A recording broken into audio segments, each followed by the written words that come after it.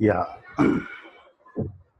uh, our topic for today is conditional clauses. So we have to understand this term. What is conditional and what is a clause? First, let us see what is a clause. Before trying to understand, we should also understand a phrase. So we have to understand what's a phrase, what's a clause, and what's a sentence. A phrase is a group of words in which there is no predicate, in which there is no verb. That is called a phrase. For example, at sunset, on seeing the tiger. Some people think that seeing is verb. It's not verb here, it's a gerund. On seeing the tiger. At the sight of the tiger. At the sight of the tiger, we are not able to find any verb at all. That's why there are some words present in here. They give some meaning, but without verb. That is called a phrase. Now, coming to clause, clause is also a group of words in which there is verb. So the difference between phrase and clause is, in clause we have a verb, in phrase we don't have a verb. So when you say clause is a group of words with verb, and will it give complete meaning or not? Sometimes it gives complete meaning, sometimes it depends on some other clause for its completion of the meaning. That's why a clause is divided into two parts, namely subordinate clause and main clause. Main clause is the one which gives complete meaning by itself without depending on any. For example, I saw a tiger. He met me in the afternoon. I watched a movie. I'm teaching grammar. These are all, main clauses because there is a subject and also verb, and it's giving complete meaning by itself. That's why such clauses are known as main clauses. Now, a subordinate clause is the one which does not give complete meaning by itself because of certain conjunctions. Say, for example, I say, I was crossing the road. You're able to understand the sentence. Now, I'm going to add one conjunction. While I was crossing the road, the moment I have added the conjunction while I was crossing the road is becoming incomplete for you to understand. Why is it incomplete? Because there is something more to come for the completion of the meaning. As long as I said, I was crossing the road, the sentence was complete and it was a main clause. The moment you have added a conjunction, it has become a subordinate clause and it depends on the main clause for its completion of meaning. That's why the word while is a conjunction and also known as subordinate clause. So subordinate clause is the one which does not give complete meaning on its own. It is also known as dependent clause. It's also known as dependent clause. And a main clause is known as an independent clause. You may ask me, sir, why are you talking about clauses? Why are you talking about main clause? And why are you talking about subordinate clause? Yes, it is essential for us to understand before attempting to learn conditional clauses. See, what's a condition? We know, see, our life is with full of conditions. Our life is with full of ifs and buts, as we see. There's no life without if, there's no life without but. So ifs and buts are very, very common in life. So that's why let us see what's conditional clause. You can see the slide here in which I am trying to say what's a conditional means. A conditional means it's either a phrase or a clause or a verb form that expresses a particular condition. That's why it is called a conditional or a conditional clause. In grammar, in the grammar terminology, it shows the conditional mood of the verb, in which condition the mood of the verb is. That's why it is called a conditional clause. Okay. So in a condition, usually in the conditional clauses, what are the kind of conjunctions that we use? If you just see,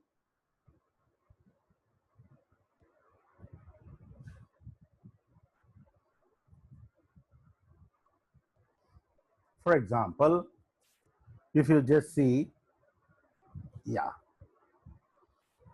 we use different conjunctions to express the conditionals. Just like a commonly used word is if. Very often we find this being used very widely by people, if. But there are some more words like unless. What do you mean by unless? Unless means if not. If is used for positive, and unless means if not. And you can use suppose, in case, provided, imagine, what if, but for, otherwise, as long as. All these conjunctions, all these words can be used to talk about conditional clauses. But very commonly we find only if. Like, for example, if you ask me, I shall help you. The same thing could be used with the help of unless. If you ask me, I shall help you. Unless you ask me, I will not help you. Unless you work hard, you won't get good marks. Okay? And one important thing here we have to carry in mind is many people, I mean, what they do is while using, they try to use two conjunctions together. Like they use if and suppose. If suppose it rains, if suppose the train comes late, why do you have to use if and suppose? Suppose means if means suppose. So don't use suppose and if. Either you use if or unless or in case or any other. Say, for example, how to use if. You can see one example here. I'll attend the wedding. See, you can just see this slide. I will attend the wedding, but with a condition. What is the condition? I will attend the wedding if they invite me. If you just begin with if clause, then this clause has to be separated with comma. If you start with if they invite me, comma, I will attend the wedding. If you use a main clause first and then use if clause, then you don't have to use, comma here. So I'll attend the wedding if they invite me. She will go home unless you entrust some work to her. Unless you give some work to her, she'll go home because it's time for her to leave. And the company will promise you, or the company will promote you, provided you should work honestly, sincerely. If you are very hardworking, the company will definitely promote you, will recognize your service, provided you work sincerely. In case you don't find a taxi, how do you go? What will you do? Okay, in case the buses do not ply, what will you do? Okay, what will you go by? So that's what in case is. Suppose you are using the word suppose. Suppose it rains. How can we go now? Suppose it rains. Can we go to the shopping now? So you can also use the word but for. But for her help. But for the timely help from them, I couldn't have succeeded in my endeavor, in my mission. So, but for their help, but for your help, but for the support of somebody, I couldn't have done this. I wouldn't have completed this. Like this, we say. So that's a condition. Without that, it means that you are just proposing a condition without which the task that you are talking about couldn't have been successful. So you funded the program. Otherwise, the program would have been a failure, or the program wouldn't have been successful. So because of your funding only, the program had become successful. You funded the program. Otherwise, means that's a condition you are saying. Otherwise, what would have happened? Naturally, the program would have been a failure for want of funds. So imagine you won a lottery. Imagine,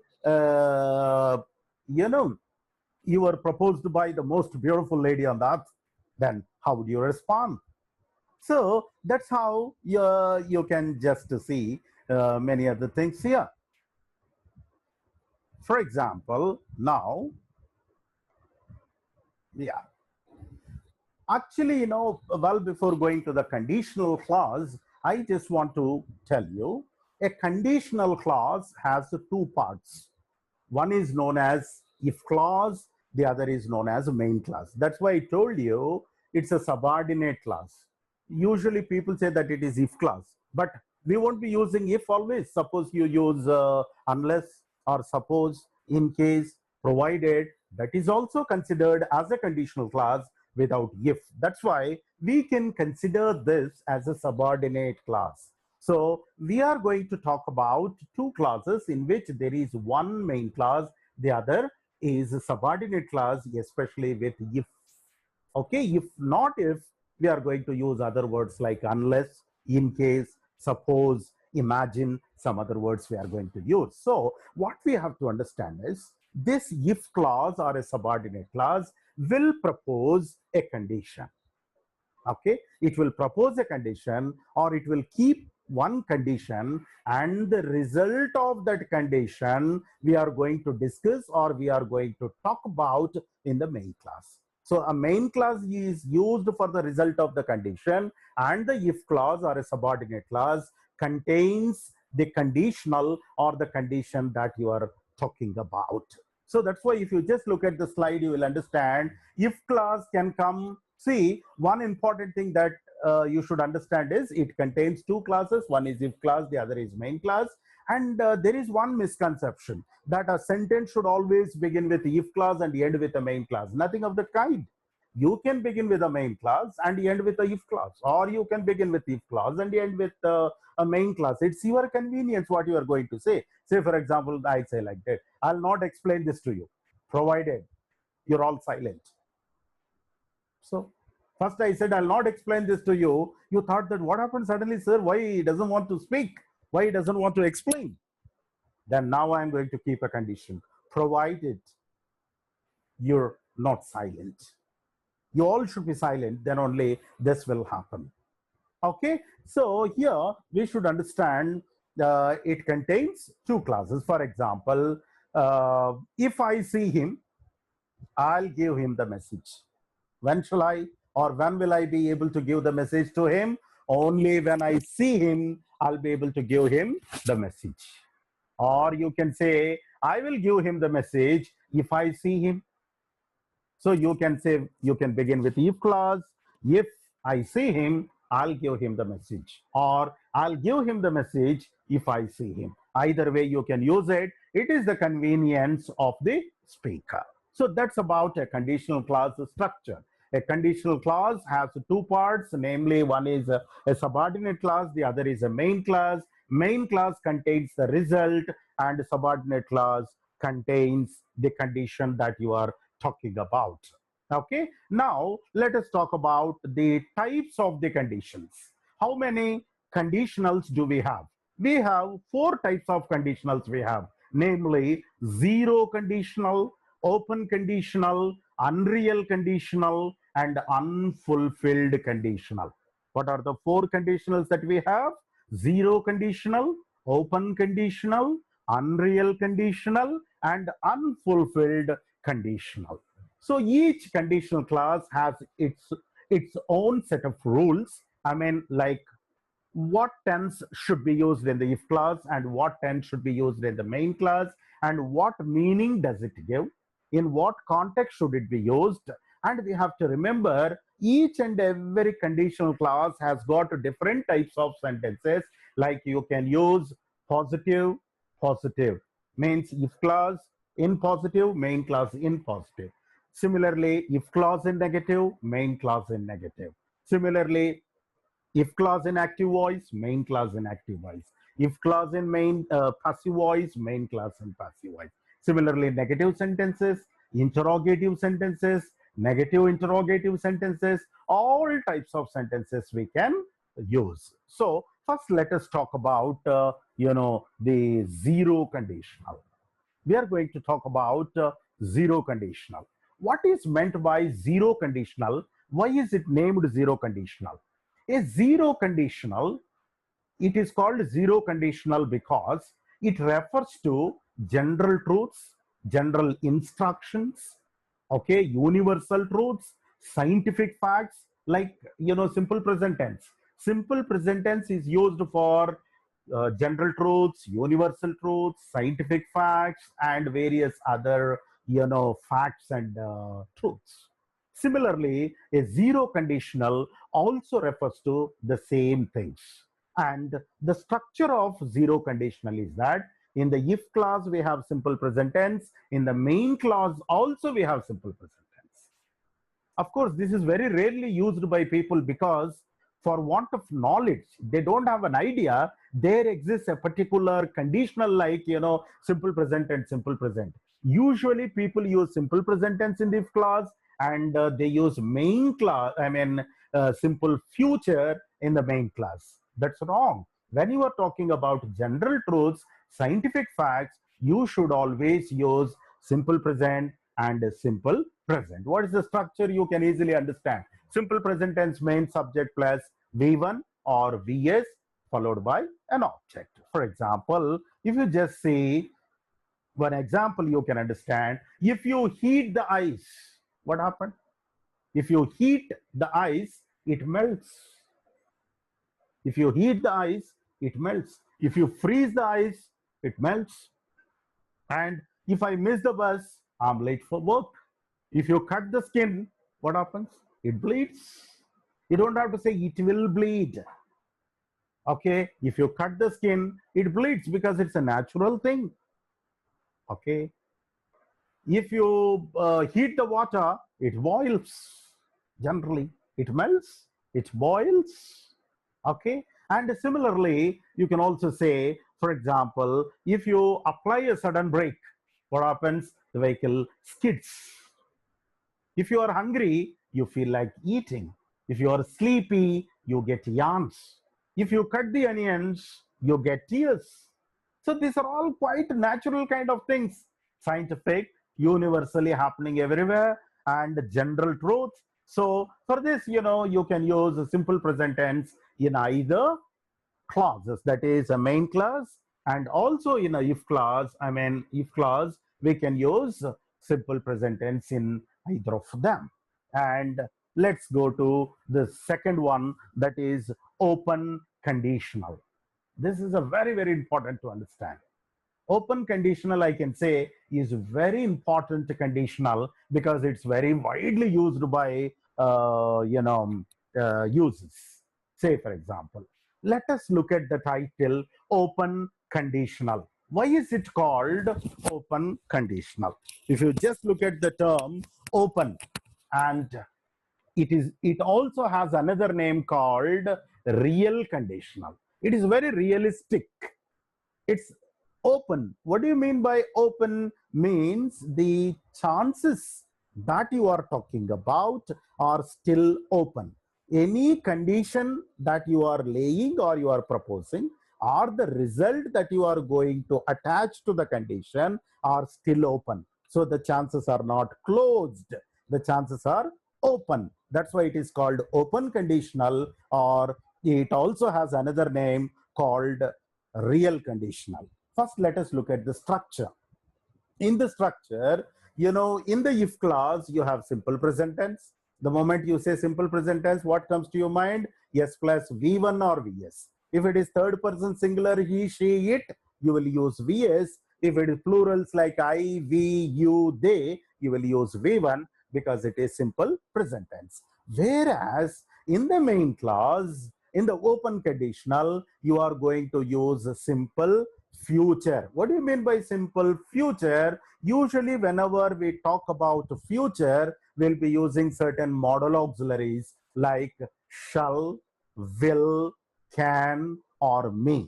Any one of these four we will be using. Mostly will and can, may we use. So simple present tense and simple future. If clause, subordinate clause contains simple present and main clause contains simple future. Let us just look at some examples. If you study hard, you will pass your exams. If you work very hard, you will settle very quickly in life. You will get good marks. You will get distinction. Okay. If you practice speaking English every day, you will become fluent very soon. If you ask me a doubt, I shall explain it to you. If you tell me your problem, I can solve it. If you tell me your problem, I can solve it. If it rains, there'll be naturally a lot of traffic. So if you study hard, you will pass the exam. If you study hard is simple present tense, you will pass the exam is a simple future. If you look at these two sentences, you will understand one thing. If you study hard, this is a condition you are saying. In order to get good results or in order to pass the exam, you have to fulfill one condition. What is that condition? You have to study hard. So only when you study hard, you will get good marks. So these two are interdependent. If the condition is fulfilled, the result is assured. The result is assured based on the condition. So that's why these two are very interdependent. Why are they known as open? If you study hard, it means that still there is a chance for you to study hard. I'm not going to talk about something that already was over. I'm not talking about a past situation. I'm going to tell you something that you can still do in future. That's why if you study hard, if you ask me, if you do this, if you come early, if you go to the office early, and so I'm saying that an action which you can still do. So then the result also, it is very, very sure of happening. It's assured for you. So if you work very hard, definitely you will be able to get good results. So that's why it is called open conditional. So let us look at the uses and predict what will happen given certain other facts.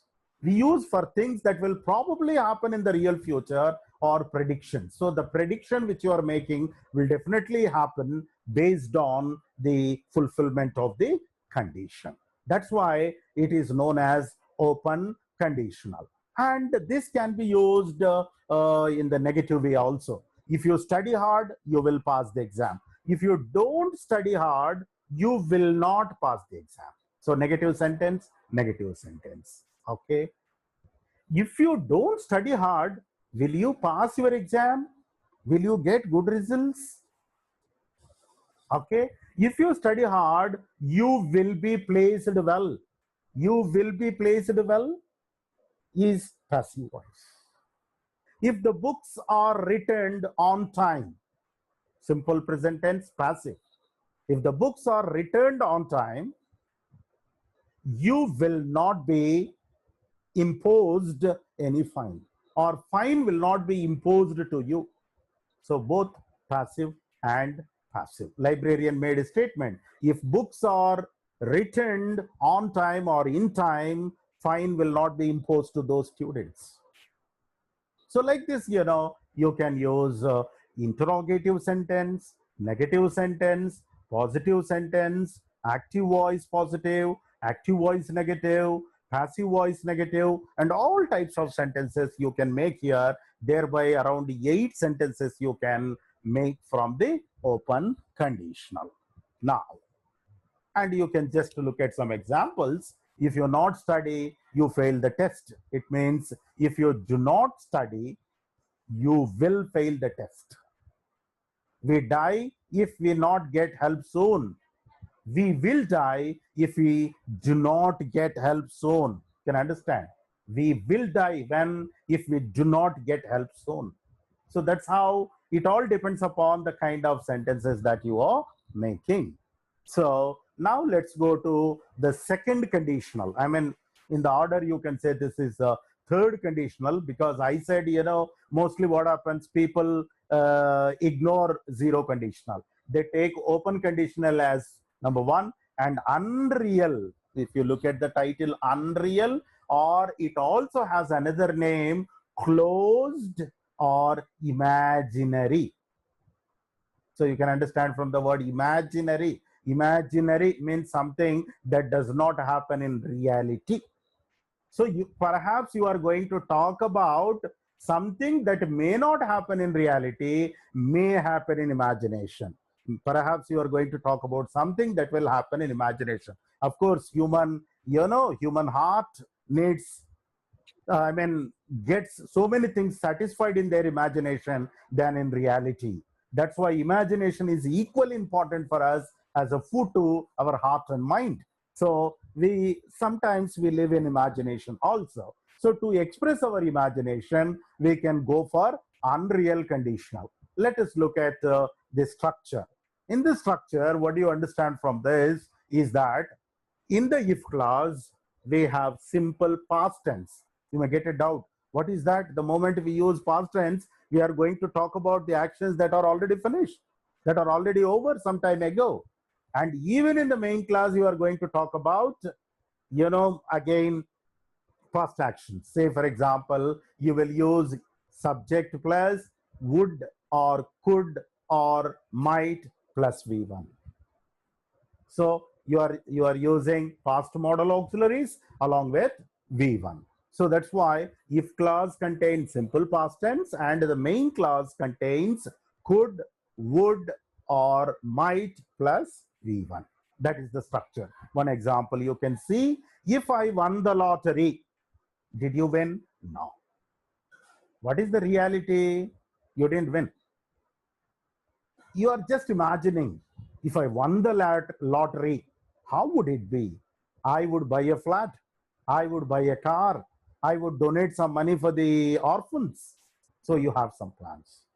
If I were a millionaire, if I were a superman, okay, if I were a bird, you are saying, if I were a bird, I would fly like anything in the air, avoiding all this traffic. If I were a superman, I could reach to any great heights within no time. Okay, if I were a millionaire, I could really, get all my wants satisfied. So you are saying something which is not the reality. If I were a millionaire, you are acknowledging that you are not a millionaire at all. What is the reality? You are not a millionaire, and what you are going to talk about will not happen reality. Maybe you can feel happy, in the imagination that you would do. So if we did not have work today, we could have a picnic. If we did not have work, means we had work. If we did not have, you are just thinking. If we did not have work, we could have picnic. It means that no picnic, nothing. What reality is different. So to predict what would happen given an improbable or hypothetical situation, you are talking about an hypothetical situation. For example, I would tell you, if animals and plants spoke, the moment you say if animals spoke, it means that pretty well animals and plants do not speak. If animals and plants spoke, if they start speaking, they would curse you like anything. They would curse you like anything. It means pretty well that they never speak and they'll never curse you at all. And this is what we should keep in mind, that if we did not have to work today, we could have a picnic. So this is what we have to keep in mind. If something like, you can make so many sentences of this kind. If one example, if I became a millionaire suddenly, I know pretty well I'm not a millionaire. If I became a millionaire, I could really donate a lot of money to the people. So this is how you can make so many sentences in which you can say something. For example, if he worked hard, the moment you say if he worked hard, it means that pretty well that he doesn't work hard at all. So what could be the result? The result will also be not what is expected as. For example, if he worked hard, he could pass the exam. It means that he doesn't work hard and he will not pass the exam.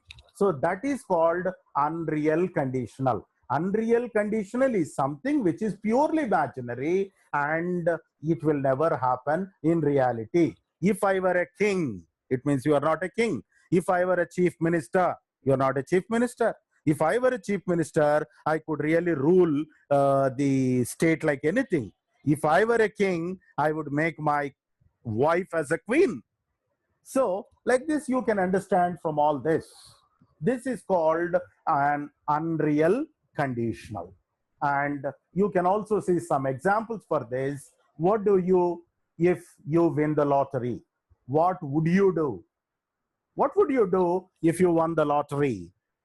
If I had a better coat, I would not feel so cold.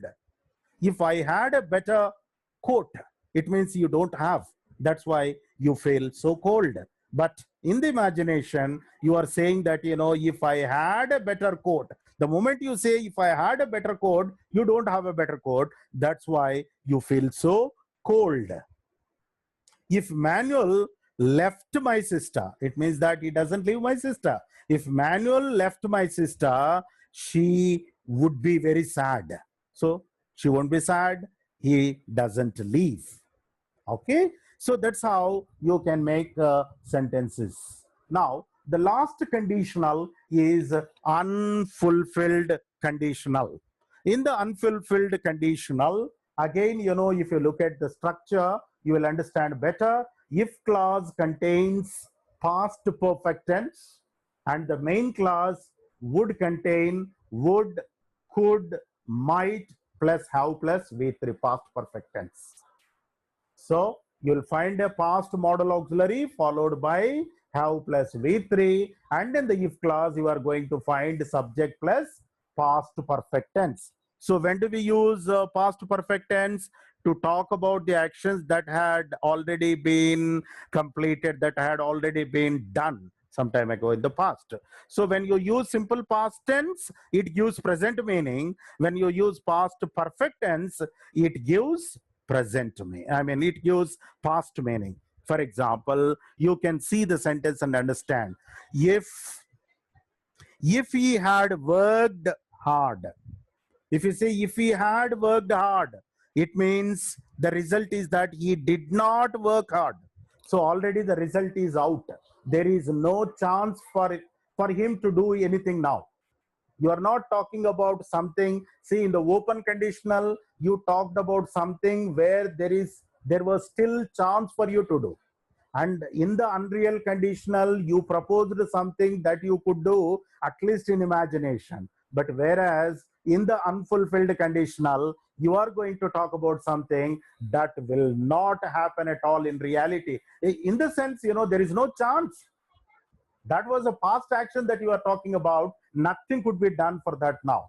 Say, for example, if you see, if he had worked hard, it means that he did not work hard. If he had worked hard, he could have got distinction.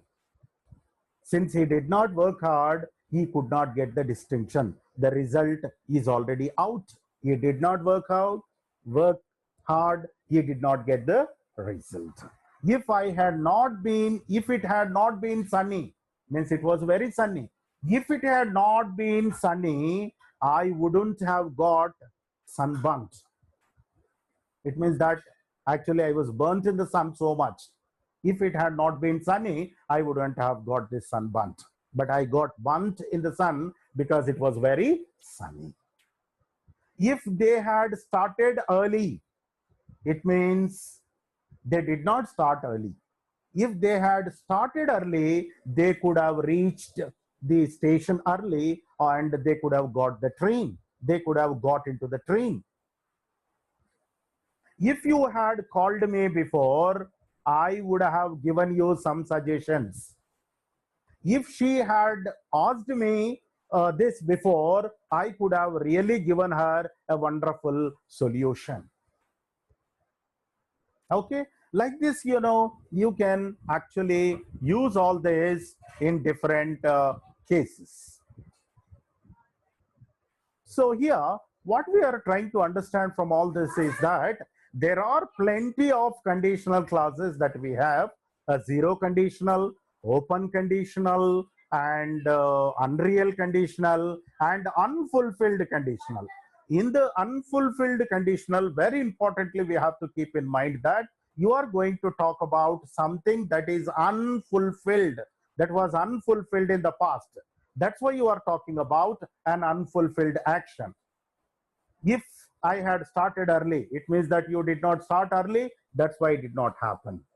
So you are talking about two past actions to say that these were not done in the past and still there is no chance for it to happen. So such kind of clauses you can use in, conditional clauses. So I want to revise once again all these conditional clauses. You can understand better. And from this, what you understand is that we have plenty of, clauses in which you have, yeah. If you just look at the possibility wise, the data says that conditional clauses, especially zero conditional, refers to 100% possibility, and open conditional refers to 50% possibility, and unreal conditional refers to 10%, and the unfulfilled conditional refers to the 0%, because there is no chance. If it had rained, it means it did not rain. If it had rained, I would have taken an umbrella. It means it did not rain. That's why it did not carry any umbrella. So finally, you can see in the open conditional, if I see her, I'll give her a message. In the real conditional, unreal conditional, that is imaginary condition, if I saw her, I would give her a message. If I'm an unfulfilled conditional, if I had seen her, I would have given her a message. That's how, we can use all these conditional clauses. Thank you.